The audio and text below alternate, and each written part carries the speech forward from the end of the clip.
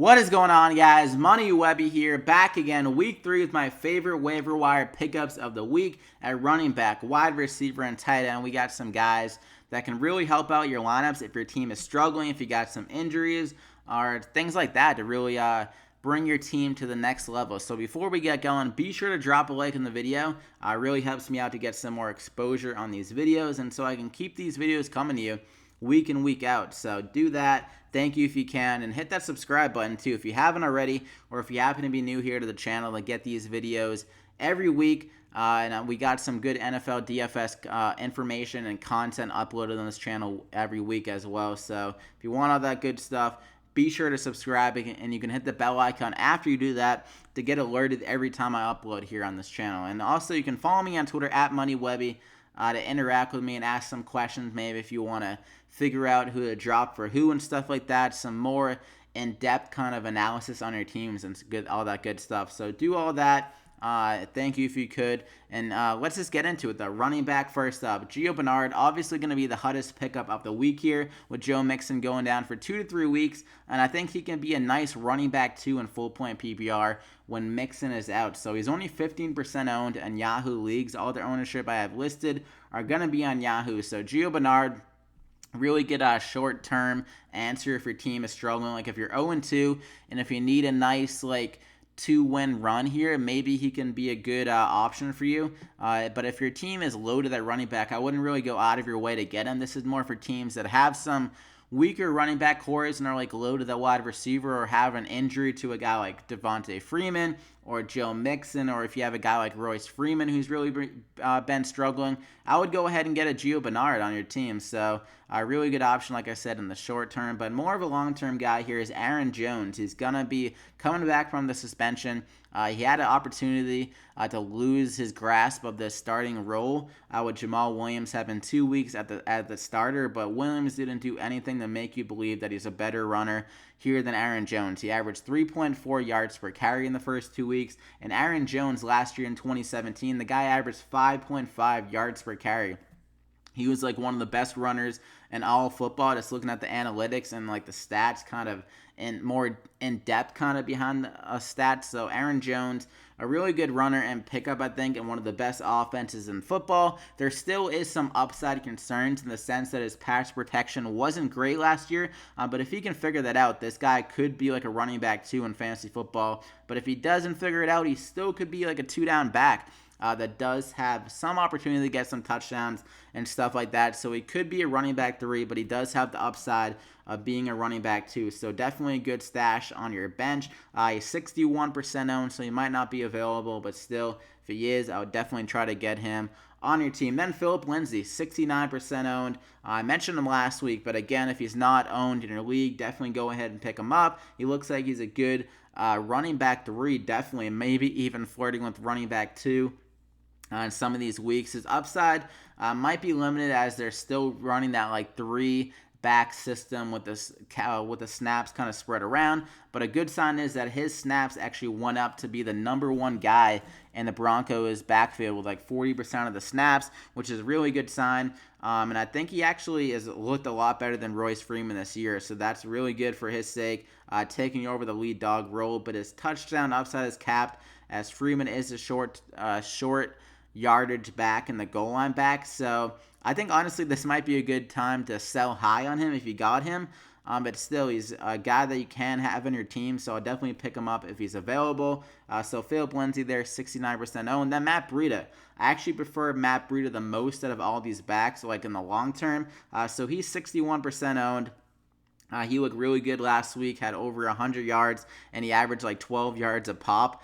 So a really explosive week. They're saying that they're still going to keep it 50-50 between him and Alfred Morris, but as every week passes, I think that he's just going to get more and more work. So I think he's going to work himself into a 60-40 split when it's all said and done, maybe even a 65-35 split. So he has some good upside. San Fran's offense is pretty solid.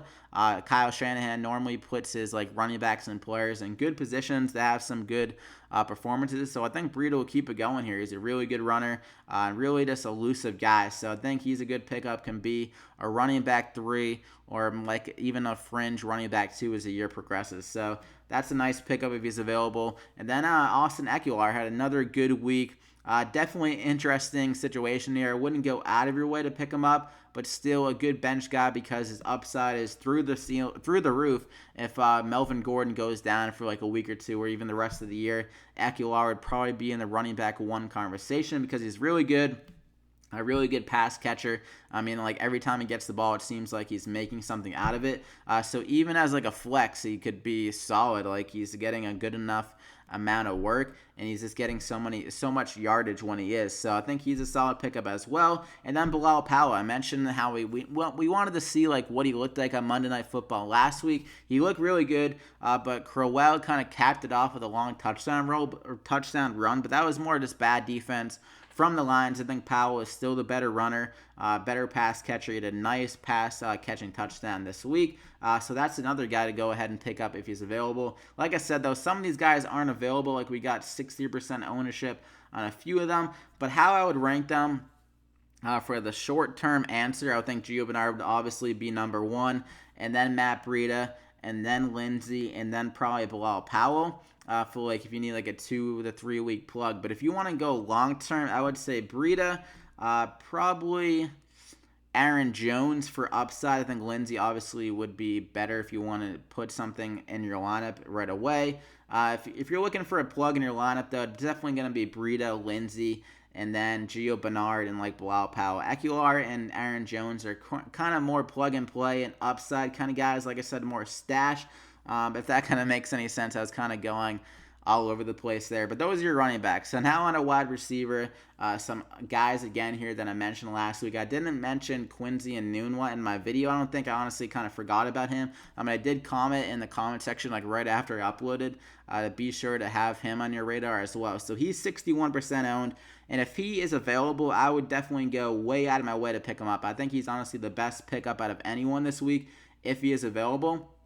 Especially in full point PPR, not as much in standard, but he's gotten a ton of usage. Like I think he got over 10 targets again here in week 2.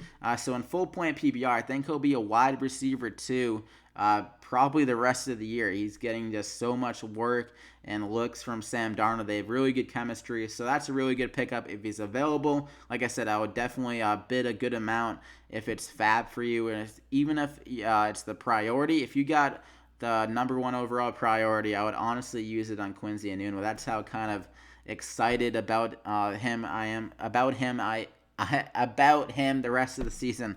And next up, Brandon Marshall. I mentioned him. He's last week. More of a short-term answer, like until Doug Baldwin comes back. He still could have some kind of value when Baldwin comes back, but obviously it's going to be capped as Baldwin gets so many targets and stuff like that. So Brandon Marshall, more short term if you have like an injury, if you're struggling at wide receiver right now. But Anthony Callaway, this is my favorite kind of upside guy, like similar to Aaron Jones. I think this guy could really break out as the year goes on. An immense talent. He was a first-round talent coming out of college, but he had some off-the-field concerns. He didn't even play last year for Florida because he got suspended.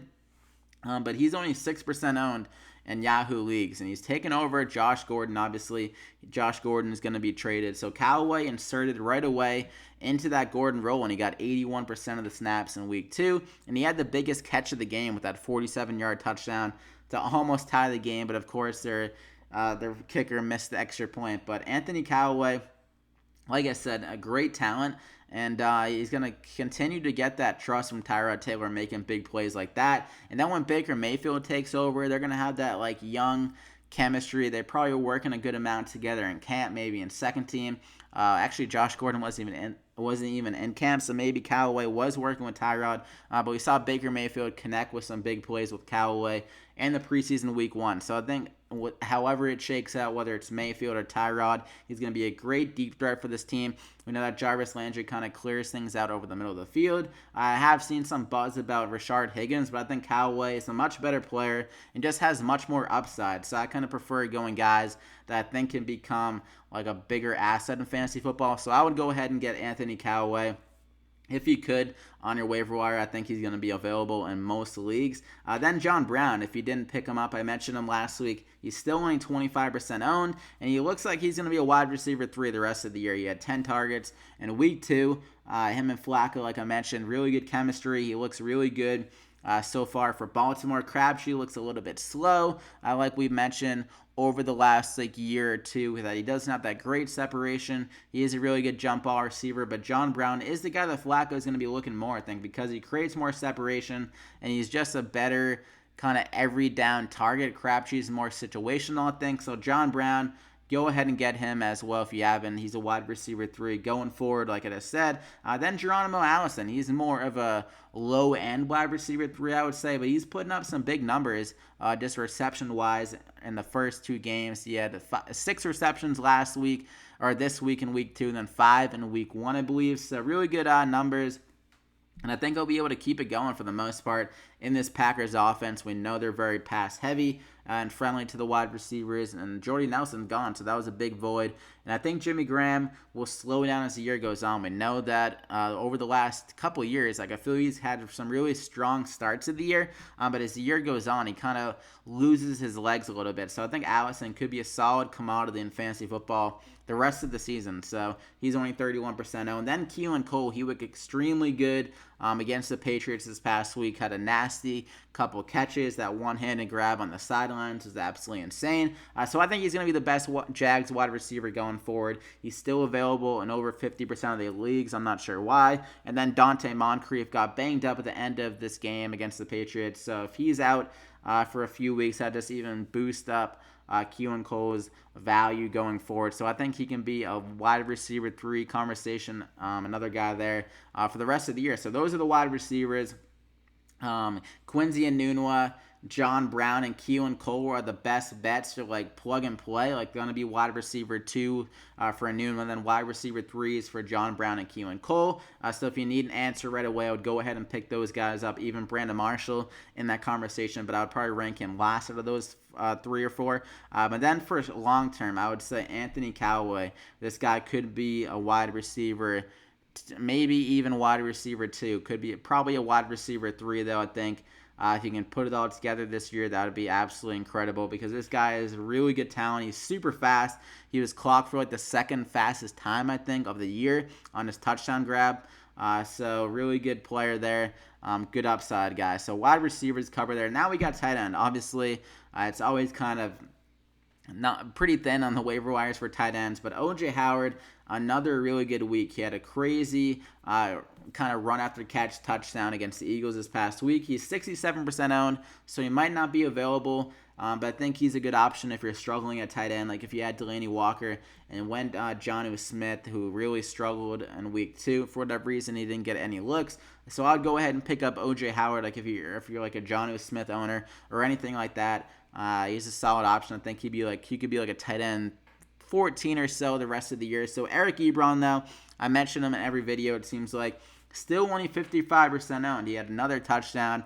Like I said, this guy's going to be either go-to guy in the red zone, and I think he could continue to see some more routes on the field. Jack Doyle is still outpacing him for the routes on the game, but I think that could continue to trend the other way, especially if the Colts are losing in these games and get behind in more passing down situations. In this past game, they were up the whole entire game, so they didn't need to turn to Ebron in the second half, really. But I don't expect the Colts to be up in every single game. I think they'll be a 500 team or below 500. So Eric Ebron, I would actually prefer him over O.J. Howard, because I think he has more upside in this offense, as there's a lot of mouths to feed in Tampa Bay with Deshaun Jackson, Mike Evans, and Godwin. So I would go Ebron, then O.J. Howard, then Jonnu Smith again. Still has the upside in that Titans offense. Corey Davis is just absolutely owning that offense and target share, and that could definitely continue. I think he's due for some regression in the looks he's seeing, and Jonnu Smith played every single snap in week 2, so the opportunity is there. He was touted as a great talent coming out of college. I mean, I didn't see much of him, but his metrics and just his ability seems pretty damn good. So he has the ability, but he's kind of more of a stash, I would say, and wait and see. And an upside kind of guy, similar to O.J. Howard was last year. But those are the 3 tight ends and all your guys for the pickups. So I hope you guys enjoyed the video. Be sure to drop a like on the video, like I said, before you head out. It really helps me out. And hit that subscribe button if you haven't already to get these videos week in, week out. You can comment any questions down below in the comment sections for any questions on who to pick up and who to drop and stuff like that. Any questions you might have, and you can follow me on Twitter at MoneyWebby for any more questions and all that good stuff. I'd probably be more likely to give you a quicker answer on Twitter. So that is it.